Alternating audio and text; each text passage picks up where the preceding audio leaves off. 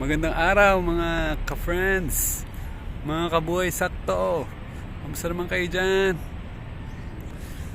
Tayo ay magre-recording, mag-video today dito sa, syempre, kahit pa paano, nature din to. Sa aking bakuran. Bakuran lang to na medyo madaling puntahan. Thank you for watching this. Alam nyo, meron kayong bagong matututunan ngayon. Anong gusto nyo matutunan? Okay? Grabe talaga. Grabe yung ginawa nating biking kahapon. I-report ko lang sa inyo kung ano mga nangyari. Kagabi, nung isang gabi, niyaya po tayo ng ating kaibigan na si Brother Ichi. Sabi niya, bro, punta na, ride tayo bukas. Ganun talaga. Tell me who your friends are or tell you who you are. So, friends talaga kami. Bakit?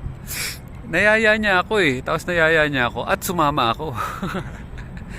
Sabi, mag-ride naman tayo bukas. Saan mo gusto? Sa Rizal o sa Rebpal? Alam niyo ba yung Rebpal? Pupunta ka sa Palace in the Sky.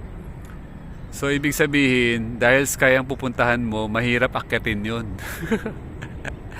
Siyempre, pumayag ako dahil nakapahinga ako ng masyado nung Huwebes. Okay? Masyadong pahinga yung Huwebes natin. So, sabi ko, okay, dahil pahinga naman tayo, ready tayo para kinabukasan. Alam mo ba yung pag nakakita ka ng talagang alam mo na perfect day siya? Kasi nakatulog ako ng maayos, alas 9 ng gabi. Tapos, alas 5 ng umaga gising na ako. Kahapon yun. Yung kasama ko, dapat darating siya, ang tansya ko dapat mga 6 siya darating. Buti nilang hindi siya dumating. Bakit? Kasi nakakain tayo ng lumpia from Lola Mama Doray's veggie lumpiang ubod. Yan. Di perfect na perfect. Kumbaga parang nakakain ako, busog ako. Tapos dumating siya 6:30, nakita kami sa Sapote. Tapos doon na kami nag-ride papuntang Muntinlupa. Dumiretso kami ng Santa Rosa, Pavilion, Nuvali. Tapos Marcos Mansion. Tapos sakit kami ng Kasile sa Why Are You Here. Pumunta rin tayo sa La Sofia. Grabe yung inakit namin. Ang experience ko talaga pag nagbabiking, walang kasing ligaya. Kasi hindi mo naman talaga dapat gawin, pero bakit mo ginagawa? Kasi yung paakyat na, parang pagsubok lang din yun sa buhay. Yung paakyat na parang gustong-gusto mo ipadyak, pero hindi na kaya ng bike. Ako kaya ko pa Problema, nagloko yung bike ko kasi yung cogs bumibitaw. Momentum ka na ng padyak. Yan, kaya pinayos ko na kanina. Pero okay naman. Yung kasama ko, nauna na siya para hindi siya mainip. Hinintay niya ako ng 1 oras. Bakit? Iba kasi ang travel ko. Ang travel ko pag nagbabike, gusto ko yung parang, pag may nakita akong, interesting yun ititigil muna ako, picture muna ako. Ayoko na nagmamadali. Yung parang, lakad na naman. Gusto ko parang kung feel ko lang. Kasi sayang ang pasyal kung hindi mo ninanamnam yung mga paligid na napupuntahan mo. Kaya ka nga nagbike para pag nagbike ka, meron ka nakitang, interested yun interesting yun. Titigil ka ngayon, hindi ka nagmamadali. Okay ba yun? Ganun ang ating pagbabike. Perfect ang araw na to. Tapos may nakasama ako mga riders na taga Muntinlupa, si Kurt, tsaka si Eloy. Si Lois. Grabe, 15 years old tsaka 18 years old. Grabe, anong nangyari? Nagkakilala kami sa Rebpal. Picture kami doon. Tapos, pag picture namin doon, nagkayayaan na kami, tara, ride na tayo, paakyat. Siyempre nauna na naman sila. Hinahintay na naman ako sa dulo. Pagdating sa dulo, ang saya na naman ng lusong. Woo! Lusong! Papuntang Tagaytay Rotonda. Dahil bitin na bitin pa sila, ayaw nilang mag-rotonda. Na umuwi na. Dumaretso pa kami ng Sampaloc. Why, grabe! Yun na naman. Kumbaga parang wala kapagod-pagod. Eh di uwi na. Ayaw, hindi pa rin makauwi kasi gusto diretso pa rin. Gusto pa, mas ano pa pwedeng daanan. Dumaretso pa kami ng Amadeo.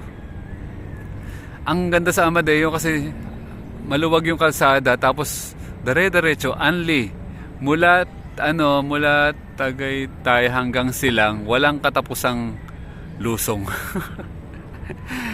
Thank you, Ichi. Nagaya ka kasi doon tayo nagkape. Yan. Tapos, pagdating sa Silang, yun na, nagkayaan na, dumiretso sa bahay. Unlimited din kasi pinano namin yung traffic. Tapos, pagdating ng traffic, dire-diretso, kanya-kanyang gawa ng paraan para makalusot sa mga sa mga ano na yan, mga sasakyan. Nakauwi siguro kami sa bahay 8 o'clock. Yun, luto. Ang daming niluto. Thank you, Ichi. Ang sarap ng luto mo. Busog na busog kami. Kumain kami ng gulay na may ampalaya na may gulay. Tapos kumain din kami ng ng talbos ng kamote na sabaw. Solve na solve ang araw kahapon. Ay, this is life, mga kabuhay sakto. Ang gagawin talaga natin, bubuo na tayo ng grupo. Gusto nyo ba yun? Mga buhay sakto bikers. Madali lang naman basta relax lang ang life mo, tapos meron kang mga nami-meet na parehas kayo ng point of view sa buhay. I-keep mo yung mga tao na yan kasi yun yung mga tao makakasama mo sa mga lakbayin. Kaya meron kami na ulit nakaplano ng mga biking. Pupunta kami ng Batangas daw sila bukas. Ako bukas dun muna ako sa Tropan Trinks Cavite. Shout out. Pupunta kami ng Cavite City tsaka Aguinaldo Shrine. Kaya mamaya matutulog na ako pagkatapos ko nito. So, yan po ang update natin. Meron tayong upcoming na provincial tour naman, city tour. I-update ko rin kayo kung saan ako makakarating this katapusan ng November. Ano pa bang gagawin sa buhay natin kundi mamasyal? Puntahan lahat ng mga friends sa iba't ibang lupalop ng Opir. Marami tayong kaibigan, baka makarating tayo ng ito ng nabubuong itinerary: Cebu, Bohol, Siquijor, Dumaguete, Bacolod. Okay ba sa inyo yan? One shot. Kakayanin ko yan ng sana kayanin siya ng ng 3 linggo. Mas masaya ako may dalang bike. Open na open tayo. Sino gusto magpahiram ng bike dyan? Wala nang balikan. Exciting! Pag ako nakakuha ng bike sa Cebu, dadaling ko yun hanggang Bacolod. Amazing yun Exciting yun Wow Okay. Yun po yung plano natin. Tapos next year, marami ulit mga travels pa. I-update ko po kayo. Kaya po natin ginagawa ang mga vlog na ganito is para to encourage ikaw na nanonood nito. I-encourage kita na maging buhay sakto. Kung imaginein mo na lang nagagawa mo lahat ng gusto mo, hindi mo kailangan araw-araw pumasok, bigyan mo yung time mo ng sarili mo na gawin yung mga gusto mo talagang gawin sa life. Huwag hayaan na ang ikaw ay maging forever alipin na lamang ng mundong ito. Ano ba ang nagpapaalipin sa'yo? Una, yung inaral mo sa eskwela. Pangalawa, yung boss mo na unlimited. At ano pa? At marami pang iba. So, paano mo ma-feel na you are free? You are free. Meron kang freedom. Kailangan buhay sakto. What if ang gagastusin mo lang sa buhay mo is food? Yan. So kailangan may bahay ka, natitirhan mo, na wala ka nang binabayaran monthly. Pangalawa, maganda, meron kang source of income na dumarating lang sa'yo every month. Okay? Meron tayong tatrabahuhin this month. Another passive income yon na tatrabahuhin mo ng mga 1 buwan, 2 buwan, tapos tuloy-tuloy na yung income. Ganun lang.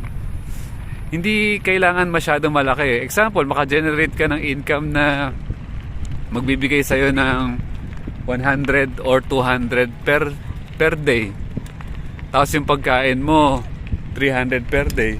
E di ang gastos mo na lang, kailangan mo lang dagdag 100 na lang. Kaya inisip ko kung ang kaya mo mag-budget ng mga 150, 200, edi dali lang.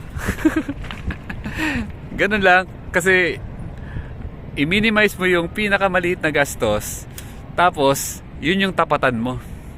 Para hindi ka magulat, masayang na lang ang buhay na wala pala nangyari. Hindi mo siya na-enjoy. Hindi katulad ng ginagawa natin. Enjoy lang tayo dito. Viewing. Diba? Enjoy life. Kailangan magkaroon ka ng bike. Siyempre, paano ka makakapasyal ng walang gastos? Yan, kailangan meron kang bike. Ito pong bike po natin. Hello po. Yan. 3 taon na to. And sobrang dami ko na napuntahan dahil sa bike na to. I love you all. Salamat, tinapos mo ang video na to. Ikaw talaga. Salamat sa suporta. Ikaw lang ang sumusuporta. Konti pa lang kayo. Pero okay na rin. Thank you. I love you all. Kapayapaan sa puso, sa isip, at sa gawa. Kapayapaan sa isip, yun ang pinaka-importante. I love you all. Thank you for watching. Please like and subscribe. Bye.